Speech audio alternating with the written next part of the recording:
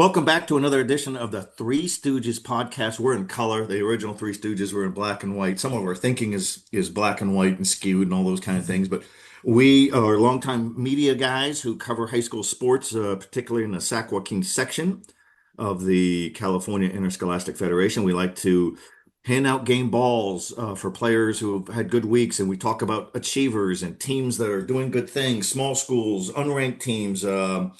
Things like that. We will pick games. We also touch on topics of note that, might be more controversial, new bowl game formats, bad behavior by players and coaches and fans. And we got another example today. And so we kick it around pretty well. And we're going to start off really fast. First, I'm Joe Davidson, Sacramento Bee. That's Chris Jackson, West Coast Preps, and Jordan Georgeson of Gold Country Media. Why don't we? Last week we were talking about how the Sac-Joaquin section was going to implement with the passing of a measure to add bowl games to the high school football playoffs. What in the world, and how are we going to name them, and what is this all about? Is it going to be a consolation bowl? It's the end of the season thing. And then I've done some reporting on that since then. Jordan's done some of that, Chris Jackson. Jordan, let's kick it off with you. What are coaches talking about this past overwhelmingly? Were you surprised? Has there been any good points? It's certainly an interesting wrinkle, and maybe just refresh us on, what it means and for what seeds. Yeah, it's interesting. So the moment it was passed, I reached out to a bunch of coaches in the area, and a lot of them brought up good points, and it seems to be pretty mixed on it. I'd say most coaches, if I had to get kind of a gauge of what most people think, I think they're kind of against it. Some are in a wait and see mode, but talking to some of them, they feel like I think the biggest gripe everyone has with this, and I think it's a very valid point, is implementing this 3 weeks before the postseason. The Sac-Joaquin section, by doing this, essentially eliminated 28 teams from the playoffs last week, because there are teams where if you're ranked 13th right now coming into last week, you're probably thinking, okay, there's a world we can get up to 10 or 11 and make a playoff game. Now you're not, because it's going to be very hard to jump from 13 to 8 in the section to get to that top 8 spot. So I think that's a very fair point and a valid point. And the other issue too is I think the rankings are still, with computer-based rankings and how the data goes, a lot of times they are great at the end of the season, but they can be a little wonky at the beginning of the year while kind of the algorithm still works things out. And I think that can be frustrating on a coach's standpoint. I've had coaches bring up, it's hard when you don't really know where you stand, because the computer rankings factor in your preseason ranking, and they factor in, last season a little bit, and strength of schedule, and certain things where you can lose a game but move up in the rankings because of who you played. And so I think some coaches have issues with that, of feeling like, there's uneven ground. You don't really know where you stand. And I think that's fully a fair thing. And I will say one positive for this is it's going to make these last couple weeks of the season very interesting. We were talking about it the other day. Chris and I were texting a school like Placer. They are number 7 right now in Division 4, and it's crazy to say that they could miss the postseason. But I mean, 3 games left. Yuba City has shown flashes this year. Nevada Union shown flashes, and then Roseville shown flashes. And realistically, anything less than 2-1 down that stretch, and you're probably going to a bowl game instead of a playoff game. And I think that's going to make for some interesting things. I think you're going to see some people get knocked off, but then we have other situations like, and this is where I don't necessarily love this 8-team model, is Chavez down in Stockton right now. I believe they're 8-0, 7-0, or 8-0. They're the 8 seed right now. So their reward for potentially having an undefeated season would be to go play number 1 seed Manteca in Division 2. And then if they slip up, they could be 9-1 and looking at a bowl game. And that's another issue that I have, is I don't think teams should be, if you're winning 7, 8, 9 games, you should not be playing for a bowl game. You should be playing for a section championship. There was some clarification that league champs do get in.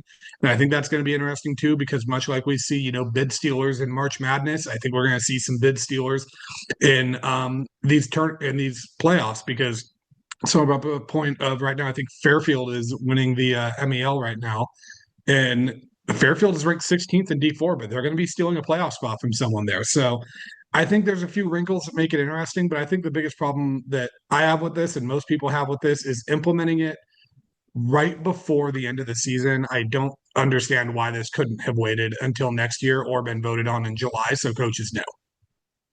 Well, before we get to you, Chris Jackson, all very good points, good research there. And it's, the section will argue that people did know about it. It was mentioned during media day at the beginning of the season. We dropped news and notes, but it had to still pass last week. I talked to Will DeBoard, the assistant commissioner of the section, and for our Sacramento Bee story last week, and I said, if there's a lot of concern from coaches and leagues, will the section think of a change, not this season? And he goes, absolutely, as long as they type up a proposal. And we talk about this every week, guys, is people love to complain and bicker and bemoan and fuss and everything. Hey, man, put your thoughts into writing, use your athletic directors, your principals, and all that. Those are all the people who are part of these votes. 25 leagues in this section, and I think the total tally was 57 votes yes, 2 votes no. So it was pretty darn overwhelming. But I do agree, it's last minute. It affects scheduling. Still have to have 4 wins to get into the playoffs. One thing I do want to dispute really quick before I throw to Chris Jackson is, everybody's got answers on social media. The CIF is not making extra money doing this. The money goes back to the member schools. A lot of schools and coaches refuse to believe that, but unless Will DeBoard is purposely lying to me, that's always been the case. So, in effect, seeds 9 through 12 will be placed in a bowl game. We're going to call it a consolation bowl because they're not going anywhere after that game. But it's an effort to try to have some importance to a game because history shows overwhelmingly that the lower seeds either they just don't go very far. Only Del Oro 2015 won a state championship, seeded 10th, and Whitney of Placer County in 2019 was a 10 seed, made it to section final. So really rare, trying to cut down the body bag blowout game. So not a perfect system. It'll be interesting to see what happens. Chris Jackson, your thoughts on the bowls as it becomes official and will happen starting next month. I mean, history shows that these lower seeds don't typically win, but that's why we play the games, right? There's no such thing as competitive equity when it gets to life. And a lot of things we learn in sports playing growing up are life lessons, right? All of our jobs, there's no competitive equity there, right? There never has been, there never will be. You earn it. You win, you lose, you get better. You don't, you compete with others to get the job you want, make the money you want, have the career, the lifestyle that you want. There's none of this stuff. Lower seeds win in college sports too. Sometimes we've seen it. Why do we have March Madness? I know I heard the March Madness thing earlier. Tell that to Florida Atlantic a few years ago. San Diego State, when those basketball programs made a national championship. George Mason back in the day. Loyola making a run. What if we told them no?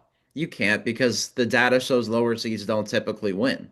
That's why we play games. Yes, the data says that I see what the section has, but some more data that's out there. I mean, these numbers aren't overwhelmingly great, but still, since 2019, 12-team brackets, 70% of the time, 17, not 70, just so I'm clarifying, 17% of the time lower seeds won in the first round, 31% of the time one score game, 48% two score game.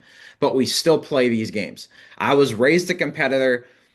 Anyone that's a competitor was born a competitor. I can't imagine that you like this. You start every year, every practice we go to, right? I would imagine at least 95%, if not 100%. They say their goal to win that blue banner. Some have state. A lot of them say at least let's get to sections and go from there. We're eliminating that right here. I don't really understand this. I'm not a big proponent of all this competitive equity stuff. There's winners in life, there's losers in life. We need to learn that stuff. That's just the way the real world's going to go. And even though, yeah, we're giving more teams a chance to win at the end of the season with the bowl game, what about those teams that still lose there too? Are they going to like that? How we're still going to have the same amount of teams lose at the end of the year that win. So I'm not really sure how that's going to help. And what about winter sports athletes? What if some of them that are better at basketball, soccer, whatever it is, decide, hey, I don't want to play in this and get hurt? We see it in college sports with that bowl model. Now that bowl games mean less and less in college sports, guys sit out. What if somebody's a better basketball player and they decide, hey, just for one bowl game, I'm not going to compete in football now? Maybe they still would have in football because they had a chance at a championship, a chance at some upsets, right? And we've had teams that were lower seeds make a run. Del Oro football, 10 years ago.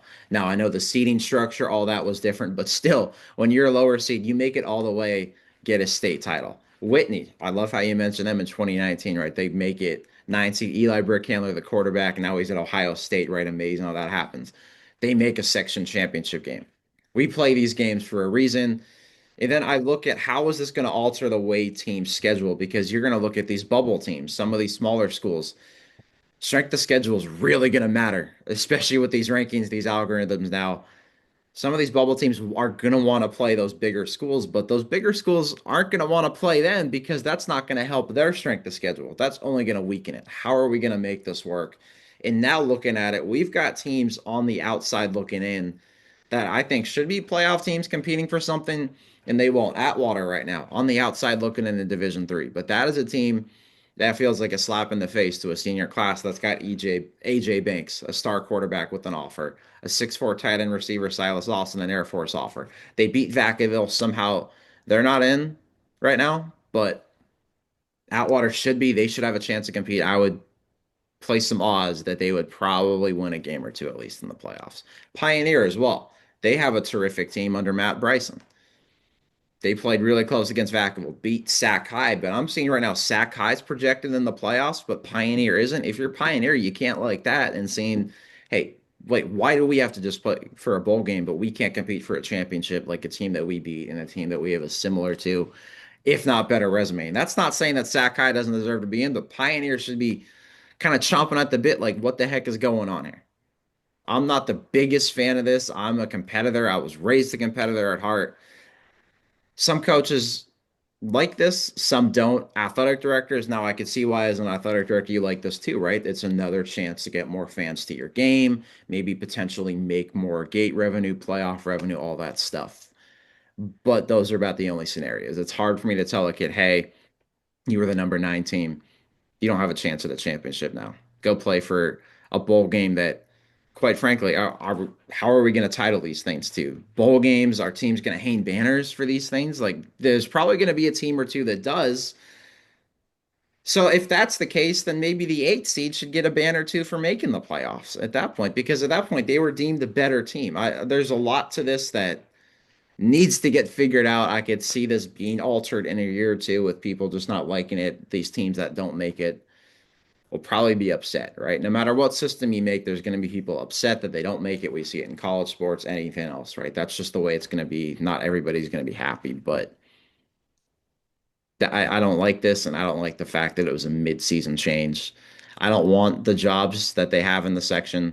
They do a better job at that than probably I ever would. That's probably no doubt about that, and they probably don't want our jobs either. But this is just, I love so much about what this section does. I think our playoff structure in the past was better than other ones coming from the Bay Area. I like it better than the NCS and CCS. I liked it better that we have these big championship venues where it means more. NCS, CCS used to have these big ones. NCS goes more host sites, all that stuff, smaller venues. We get a big, huge stadium for 2 days in the Sac-Joaquin section, Golden one. There's a lot that I think this section does really well. Those are things that are just absolutely tremendous. Coming from a different area blows my mind. I'm in awe seeing that stuff. But this is something I don't get. I know this was long-winded, but I'm a competitor. I know a lot of us are, and I don't like the idea of competitive equity in this type of format. And Jordan, I'll toss to you as well, because you've mentioned some of the rankings. You had a social media post about that, so I'll toss to you for that. And then another amendment that was passed to regarding a just tremendous girls basketball program that you covered. Yeah, we were looking at the rankings, and I know one of them that was really, I guess it was an issue with the rankings, according to a response, but the big thing was the 8-man football rankings. Out of the 10 teams that were ranked, I think some of them were technically ranked as 11-man teams, which was the issue.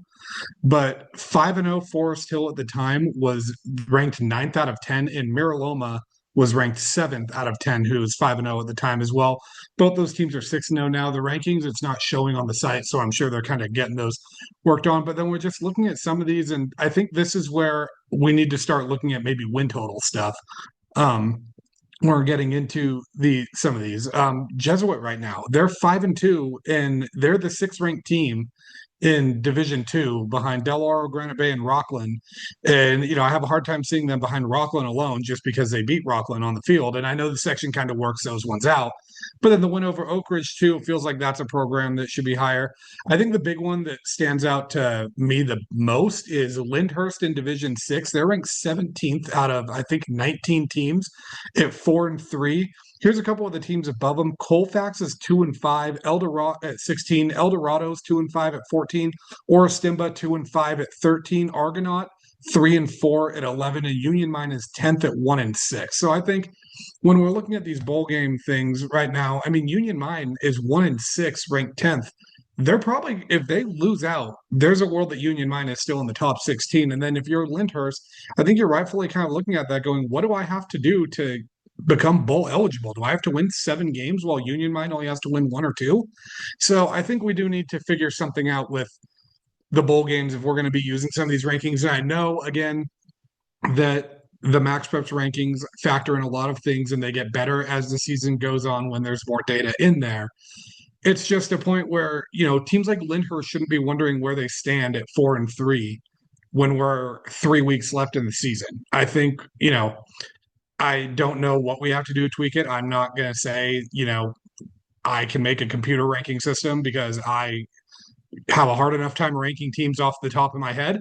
So again, like Chris says, it's a job I don't want to have, but I do think we need to find some way where teams aren't feeling like their season is up in the balance. Like you said, Pioneer, another one, it just kind of feels like they're up in this limbo of, are we even a bowl team? Are we a playoff team? And then I know next week, I think they said that all the Max Preps rankings are going to be 100% based off of this year's data. So the interesting thing with that too is how much movement are we going to see? Because is there a team that right now, if you're ranked, let's say like Placer right now is ranked 7th, and if you look at their resume, they don't have, a great signature win, but they have some losses that have aged pretty well. And they're sitting in 7th at 4-3. You've got to be sweating it out if you're up in Auburn right now going, when these update, are we going to be 11th or are we going to be 4th? I mean, you can go either way with that. So I think we just got to find, it's all we kind of ask for with the sections end, but I think we just need like this clarity type of thing. That just kind of feels like we're in this state of limbo of kind of waiting to see who the playoff teams are going to be, where teams really stand. And I just don't like, I understand feeling like that when we're going into league, but I feel like in mid-October, we should have a clearer picture of what things are going to look like. Well said, both of you guys on that. Competitive equity is interesting. I'm going to toss back to you for a second, Jordan, and talk about girls basketball and the competitive or just the sustained success. But, it's just so interesting. I'm going to just touch on this one more time. So who cast the votes? The amendment was initiated by the section's football advisory committee and passed last week by a vote of 55-2. I don't care how we measure this, guys, that's overwhelming. The votes were cast by the 25 leagues in the section. In addition, the section had 10 affiliated votes from the section president, president-elect, past presidents, and 3 section athletic directors who were elected by member schools. These are all people who are dialed in. Let's see. Also on the voting panel, 2 superintendents elected by the section's board of managers. So it all adds up to 55-2. And who's the football advisory committee? It's made up of current football coaches and athletic directors dotted across the section. They include those from small enrollment schools to the largest and those from public schools and private. The section has not released their names, but they're going to release their names because they want to be transparent. That's not an effort to, hey, go throw debris and tomatoes at these guys' house. It's the, who are these people making these decisions? So really interesting. The one good thing to rehash the story or a theme is the section is always open for change. That's where the competitive equity model came in. I'm more of a fan of competitive equity than you two guys are because I get a lot of blowouts. But the same success model in this section means if you continue to win section championships at one level, then you get moved up. And the section playoffs are based on enrollment largely. But then we have a team in Placer County that's been a basketball girls power for 40 something years. Jordan, real quick, touch on that and what team is being moved up, and does it seem a little unbalanced? Yeah, Colfax High School is going to be moved up in girls basketball into Division Two. Now, first I'll start with their Colfax is no stranger to being moved up. Their first state championship game run in 2023, Colfax, a school of just over 600 students, got moved up to Division Three after winning the D4 title. They lost to Los Osos, who had Los Osos itself had more students than the town of Colfax had people. Um, Lose that state championship game. They were in that game for 3 quarters, and then Los Osos just pulled away. 2024, Colfax wins D4 again. They move up to Division Two for the state tournament, and everyone's thinking again, this is a brutal draw. And what did Colfax do? Well, they went and won that. And that was one of the more impressive state runs I've covered.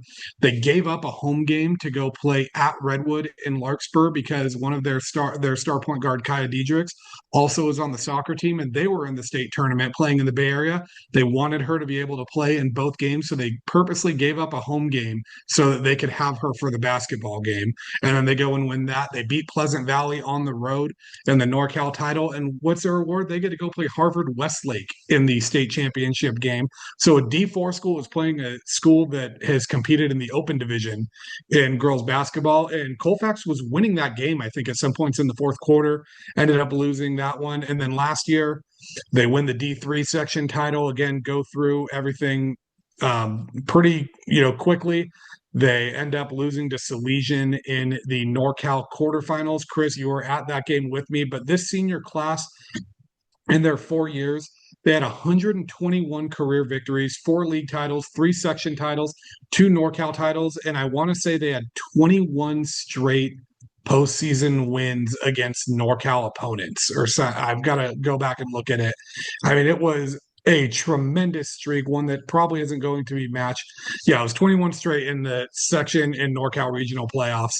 And they're moving up to Division Two for the Sac-Joaquin Section playoffs. And do I think that Colfax is able to compete in Division Two? Yes and no. I think the hard thing, this is where I kind of struggle with competitive equity here, is what Colfax has done these last couple years. Absolutely. And I think there's an argument to be made that Colfax could have won D2 last year, or at least made it to the championship game of the semis and gotten that state berth. But I think the tough thing with it is this was a generational class that just came through here, and Colfax still has some very good players. And Bella Chu, Maddie Segrist, Maya Smiley has shown what she can do down in the post. But what this class just accomplished is something that you wait generations for, and they already got moved up divisions in the state tournament for competitive equity, and as a result, didn't win a state title despite making it 2 times. And I just feel like this is where we're maybe punishing small schools for winning a little bit.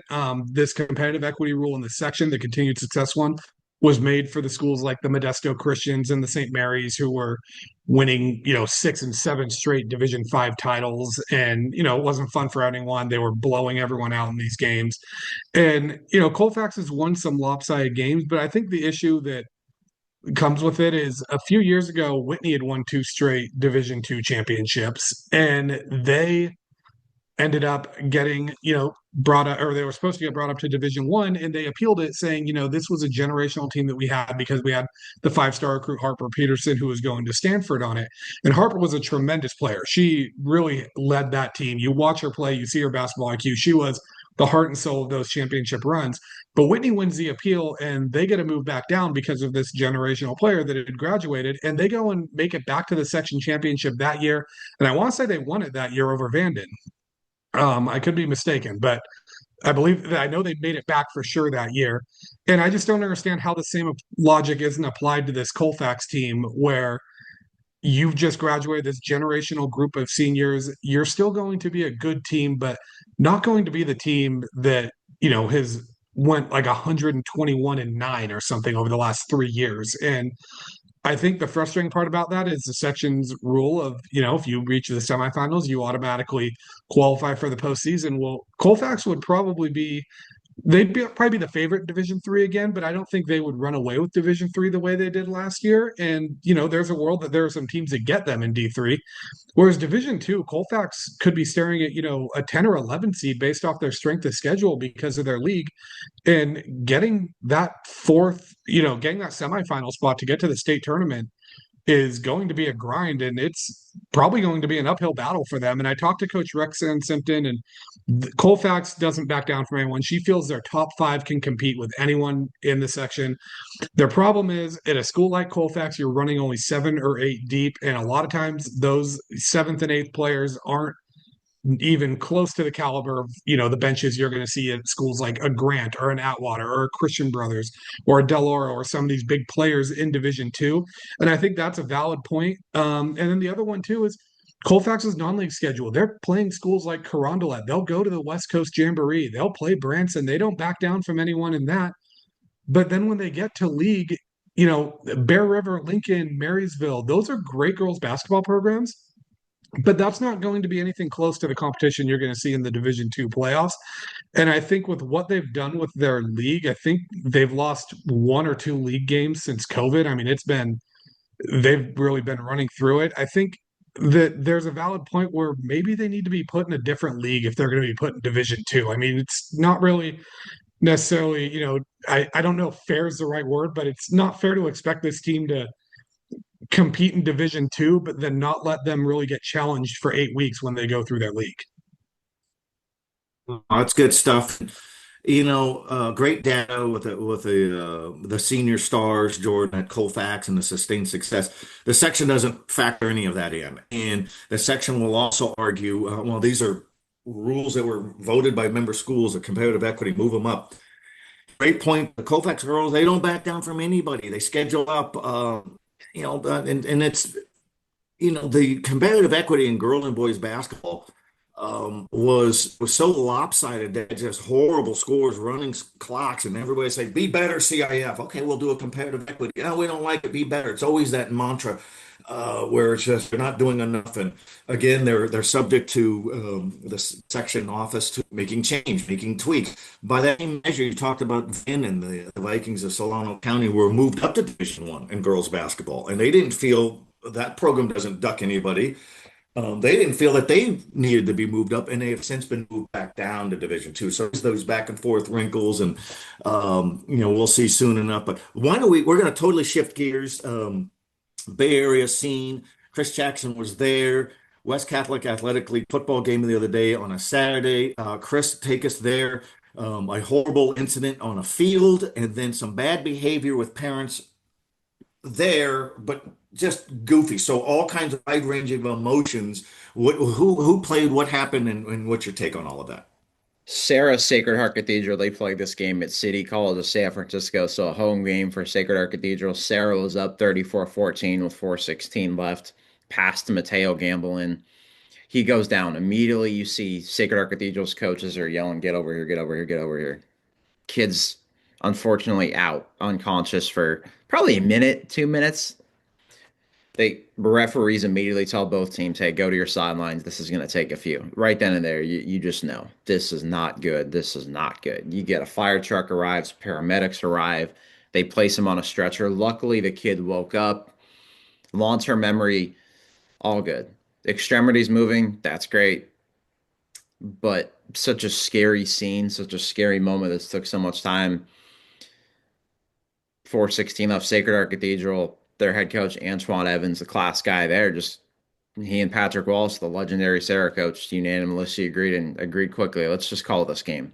Sacred Heart Cathedral said they did not want Sarah to have to go back out there and have to play after such a horrific moment to their brother, their friend, their teammate, their leader. And the quotes after the game just kind of say what it's all about. See, like, first, here's what Walsh said about this. This is what WCAL football is all about. Antoine is one of my better friends in this league. At the end of the day, we wear different colors on the field. But when it comes to kids in the spirit of Jesus Christ and WCAL football, we're all one in that mission. And then Evans from SHC. I love Coach Walsh. I love what he's doing with this program. I didn't want his kids to come back on the field after what happened on that last play. Me and him come to the decision to do that. It was the best way to do it. Those kids were really hurting. Our kids were very concerned about the kids. It shows you the class, the care, right? The game is super important, right? Everybody, you want to play, you want to do as much as you can, but when a kid goes down like that, one of your just friends, brothers, a fellow competitor goes down, a scary moment. Both teams just made the absolute class decision, and Sacred Heart Cathedral especially, for their opponent, and be like, hey, we don't need to finish this game. Go be there. Go be there for each other. Go be there for him. And luckily, Mateo Gamblin looks all okay. Scary moment, but Sarah's coaches went to the hospital, visited him after. You could see the photo on social media where they're smiling together.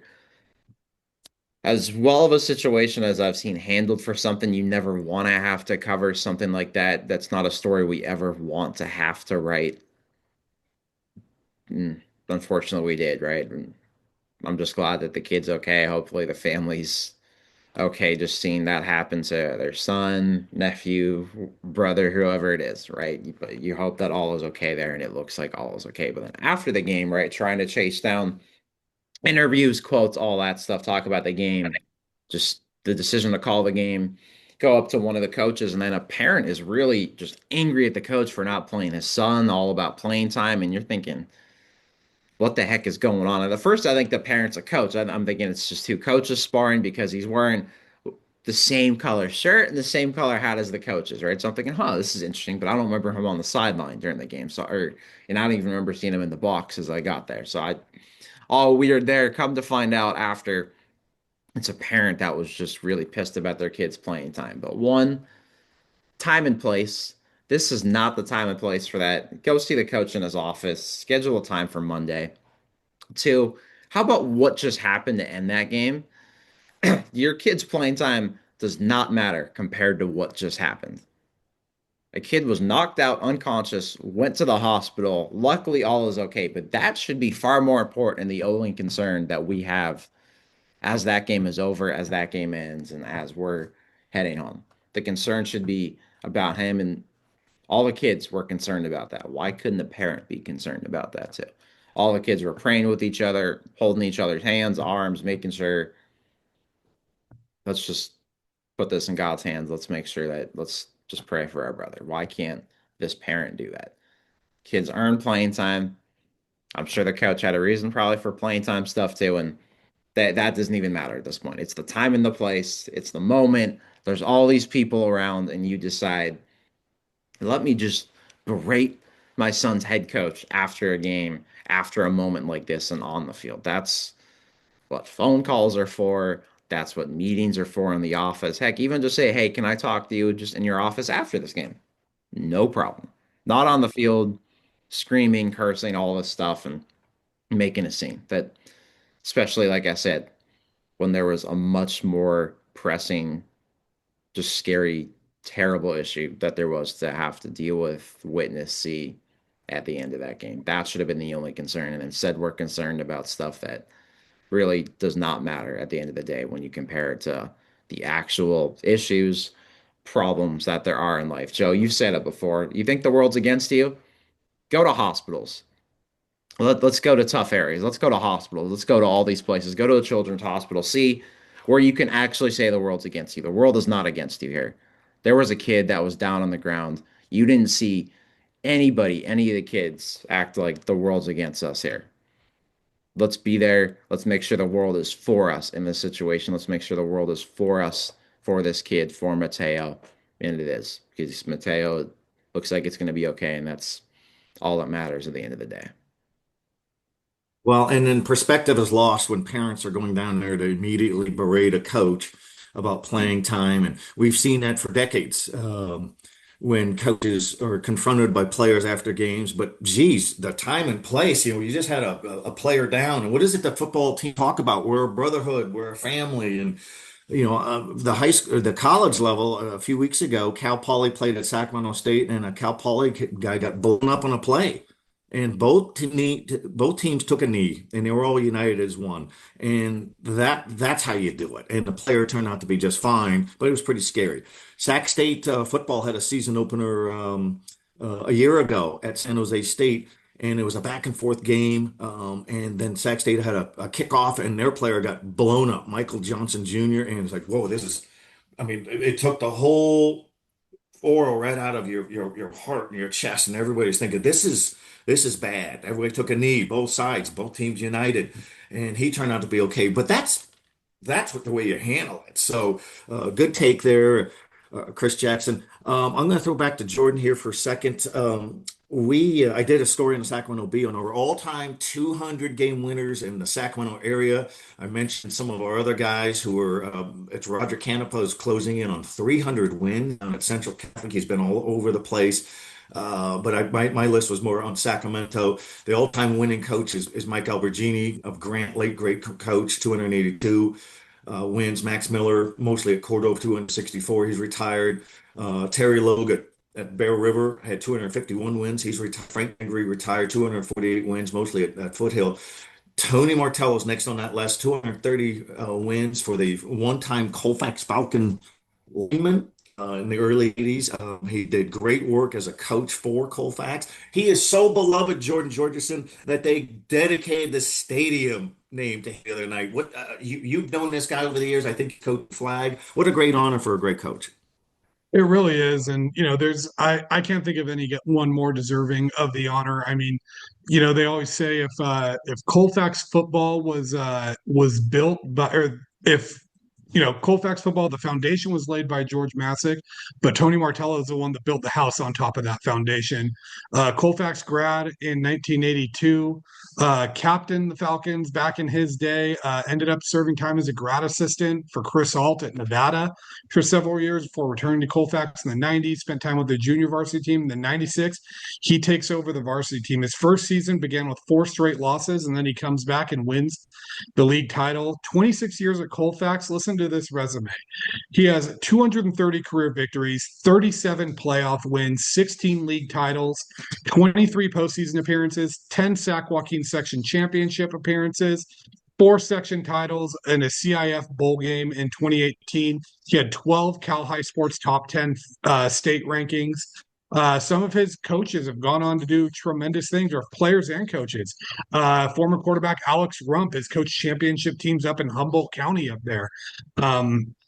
Chris Bean, now at 12 Bridges. I talked to him after the game on Friday against Placer, and he talked about what Tony Martello has meant to him. And then Bean's defensive coordinator, Grant Fowler, he told me he was talking to Martello that morning earlier. They were reminiscing on some old memories of when Fowler played for him. And then Arizona State offensive coordinator Marcus Arroyo, Colfax High School graduate. He spent some time, I believe, coaching UNLV, kind of all around the area. But, his offenses have looked tremendous in the last couple of years, helped lead the Sun Devils to the playoffs. So, I mean, seeing what he's done, and what I love is he retires from coaching, and then what does he do?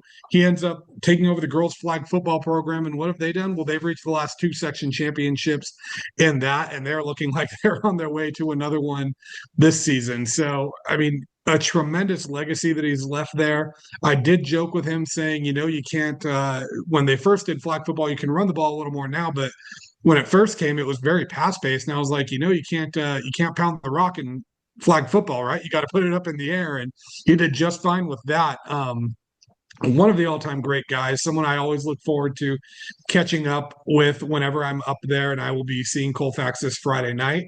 And you really just can't think of a better honor for someone. Really cool that they were able to do this for him, to dedicate it. And, a big thing, and not that I'm, taking out Tony Martello. He's got plenty of years left in him, but too many times we see schools do things like this after a coach has passed away or after someone has passed away. So Tony Martello is still teaching at the school, still, totally fine, in great health. Wish him nothing but the best. But it's cool to see a school actually honor someone like this while they're here to enjoy it at the same time, And that's fantastic. I'm going to throw to you in a second here, Chris Jackson.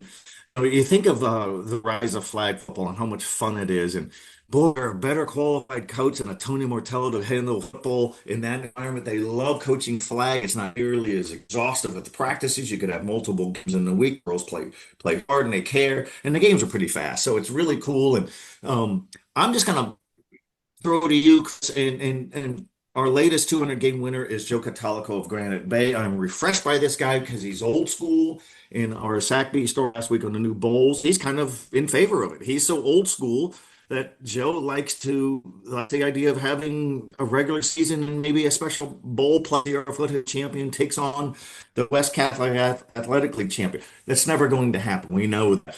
He's refreshing like that.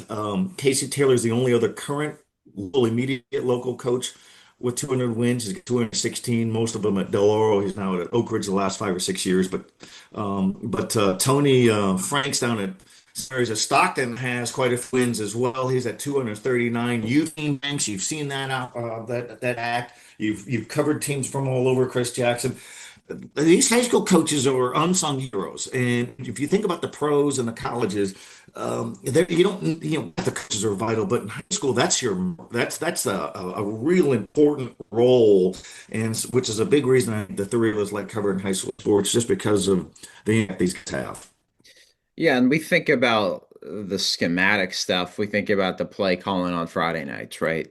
That type of stuff is maybe 10% of their job as a coach, especially at this level. You're a father figure. You're making sure their grades are in order. You're making sure everything is okay in their personal lives, being there for them. You're there as a father figure for kids that maybe don't have a father around. Maybe that there's so many things that they do that people probably just don't understand, especially on Friday nights. And probably us sometimes covered on Friday nights forget that too sometimes, right? It's just when you're at a 2.5 hour game, you're thinking about the game and that's what you're covering. But what these coaches do for these kids academically, you'll see coaches who don't make a lot of money as it is to coach, right? And if you think if they're teaching too, it's not like the teaching profession is something lucrative either. It isn't, right? As somebody that's married to a teacher, I can guarantee and tell you that what these educators put in, the time they put into kids pales in comparison to what they make, but they do that because they love it. They love serving the next generation.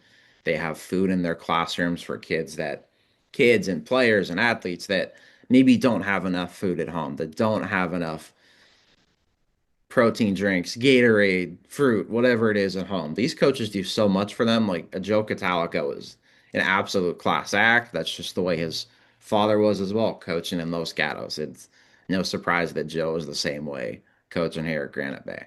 All these coaches do so much more than that. And a lot of people probably maybe think, oh my goodness, make a lot of money. No, no, they don't. These coaching stipends, we're not in Texas, we're not in Georgia, we're not in the South. These coaching salaries, hate to break it to you, but coaches at even these big SFL schools like Folsom and Oak Ridge, it's not like their coaching stipend is something luxurious.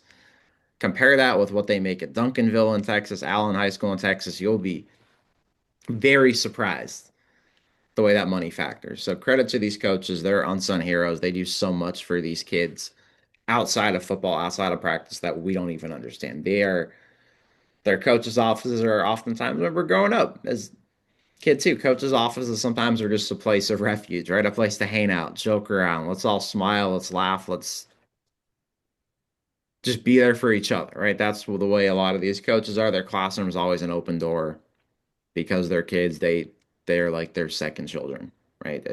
You could ask that to Carl Reed at Grant, ask that to Paul Doherty at Folsom, ask that to Casey Taylor, whoever it is, they'll all agree. I agree. It's well said.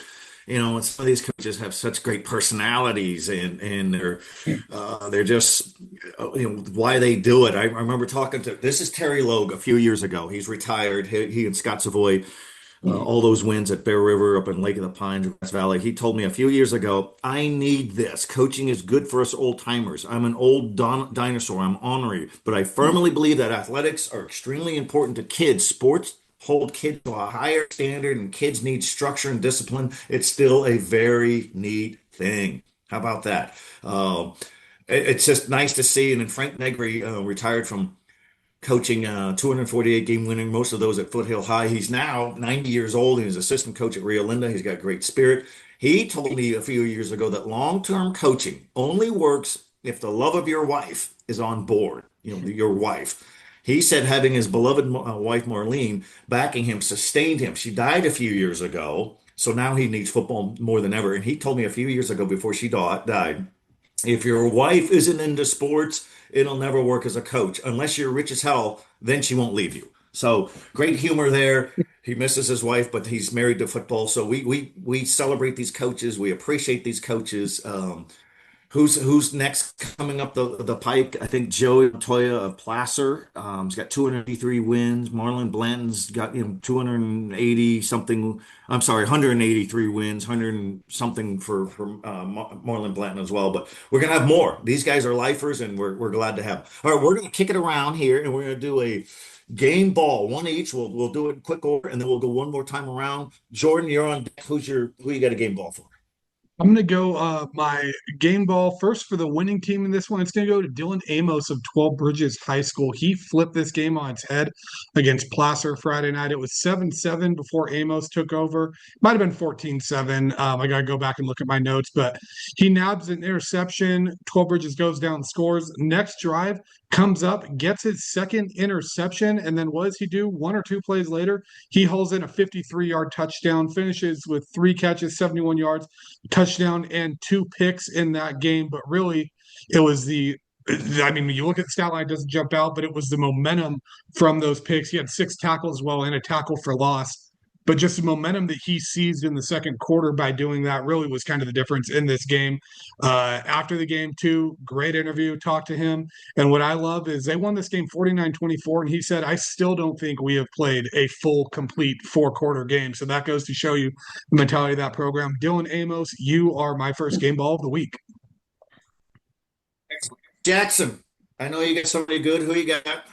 Let's go to Jesuit. Let's go to Luke DeLizer. 2 forced fumbles, the game-sealing 81-yard fumble as Oak Ridge was driving, sealed that game. Jesuit wins 24-14. But how about then the next day?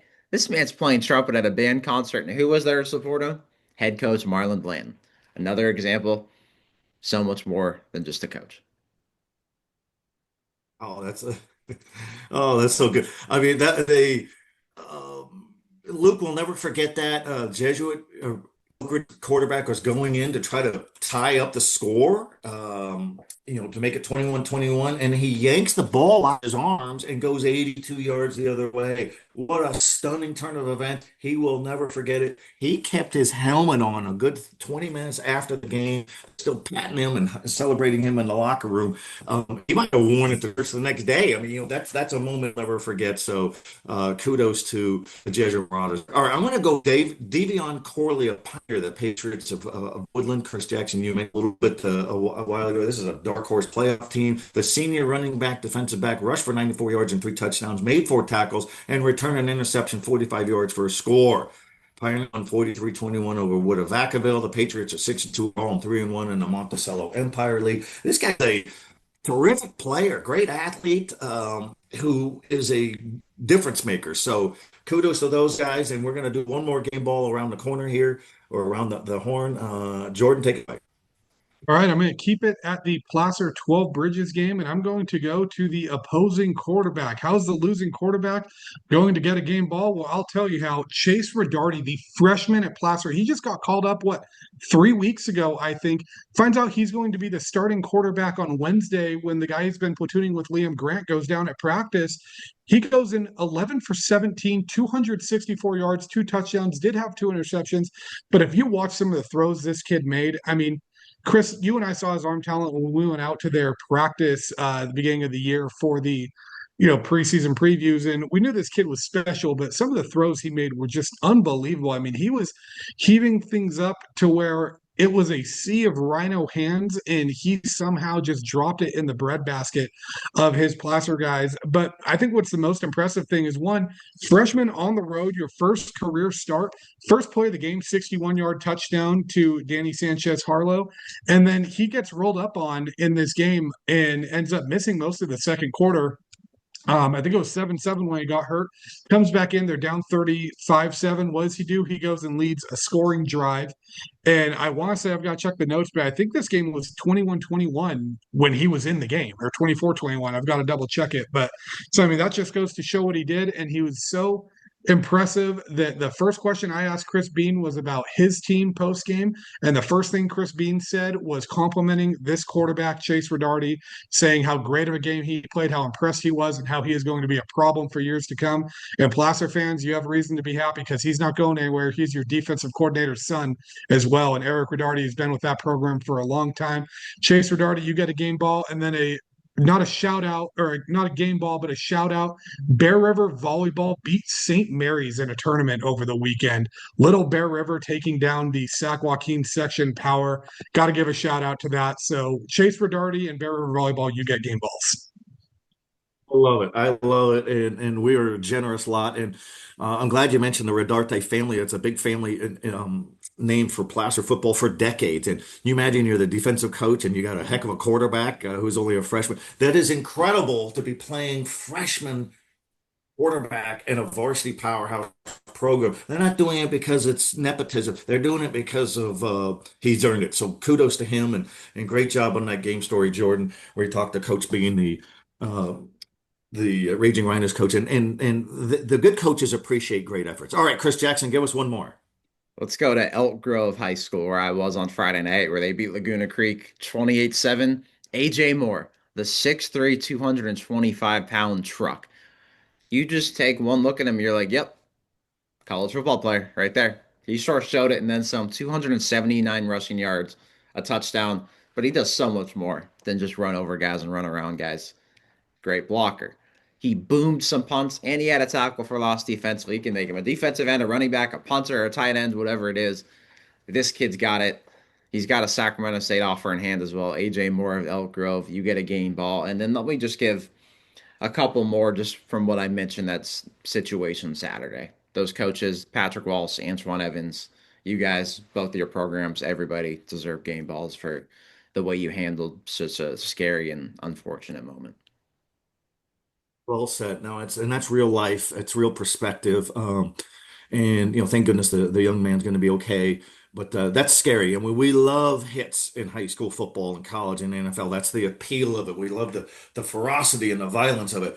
But the cost can be pretty jolting when all of a sudden a man is down. So thank goodness that everything's okay. Good job with the game balls. I've got a good one here. Ethan Friedel of Rio Vista, the Rams out there in the Sacramento River Small School, sophomore running back, 30 carries, 356 yards, 7 touchdowns as Rio Vista beat Mesa Verde 65-32. Let me just repeat that. 356 and 7 touchdowns. The Rams are 5-2 overall and 4-0 in the Sierra Delta League. This guy's a sophomore. I mean, how much more work is he going to do? This is we applaud that. And I'm going to give a game ball, a bonus game ball to the Roseville Tigers rooting section. That's the student rooting section. This is an old school, 113 years old. Covered their game the other day for the Sacramento Bee. Kind of more of a feature on here. Here's old school, still cool school. They got new upgrades on campus, and their football team is fun, and they're going to play 12 Bridges this week, maybe for the league championship. But the administrators there will do push-ups with the students on a board in the student rooting section because they're so into it. So that's really cool. We've talked about this, guys, where the student rooting sections and the marching bands really add to the atmosphere of the football games, and we see it all over, and including right there for Roseville. So an honorable game ball to the just rooting section that has a good time, and they're backing a really good football team. All right, Jordan, back to you. Give us a game, size it up, give us a score, and then we'll go right over to you, Chris Jackson, and then I'll finish it up, and then we'll wrap this sucker up. Yeah, I'll go the biggest game this weekend on the smallest field possible. I think the top seed for 8-man football will be decided this week because the last 2 remaining unbeaten teams are Forest Hill and Mira Loma, and they face off with each other this week. This one is going to be interesting. I had a really hard time actually picking this because of just how both these teams have done this season. Mira Loma looks like they can score at will. They had a game, they put up 82 points. They've shut out 3 of their opponents, maybe 4. I've got to double check. I mean, looks like a team that's going to be a problem to deal with. And you know what's cool about these? These 2 schools are both 6-0. They went a combined 5-14 last season, but they've turned it around with this new style of play. But I think, maybe I'm going to be a little biased towards the school that I cover. But Forest Hill has this running back, Vincent Navarro. He's averaging close to 200 yards a game, and he is just able to pound his opponents into submission the way he plays. He's going to be a tough nut to crack and a tough guy to stop for them. I'm going to give Forest Hill the edge in this one, but my logic with it is if you look at Forest Hill's victories, they have wins over Valley Christian and Vacaville Christian, who are probably going to be deep playoff run teams and competitors in this. Whereas if you look at Mariloma's schedule, they have been impressive so far, but it feels like they haven't had to play kind of those top 3, 4 teams yet in 8-man football. So I give Forest Hill the edge because of that. Let's say 44-41 in this one. Love 8-man football. If it's fun, if it's exciting, we're all over it. Chris Jackson's covered some size up a game. Yeah, let me give a little shout out Miraloma too. Finally, their first home game on their own field with lights. That was super cool to see. Jesse Collins has that role, and he's got a great quarterback, Giangelo Keys, running the thing too. But let's go to the SFL. Carmichael, Sacramento. Let's do Jesuit versus Del Oro. Jesuits got these two massive SFL wins in a row. Del Oro, yes, 1-3 in the SFL, but look at who they've played. Two of those losses by one score, another to Folsom by 15 points in a game it really competed. Last time this game was played on this field was that crazy, crazy section quarterfinals game where Caden Pinnock and Del Oro won in overtime. Really love what Del Oro's got again. Nolan Savea is really playing well at the quarterback spot, completing over 65% of his passes, 14 touchdowns, just 3 picks. He's got 2 great tight ends in a Washington State commit, Luke Gaylor, coach's son, Landon Perry. Strun running back, Brock Sturman, who was just Del Oro football through and through. The way he runs, probably the way Coach Perry used to try to knock over guys back in the day as well, right? But Jesuit, they just keep finding ways. They don't make excuses. A great kind of lesson in life. They've had, look at the Rockland game, out 3 starting linemen, out 3 top running backs, out a top linebacker, out a top safety, beats Rockland, then beats Oak Ridge. Jesuit just keeps finding ways. Give me Jesuit by 1 score on its home field. And maybe a lot of these kids on this team weren't in that game from 2 years ago, but you know what? They exact some revenge here too.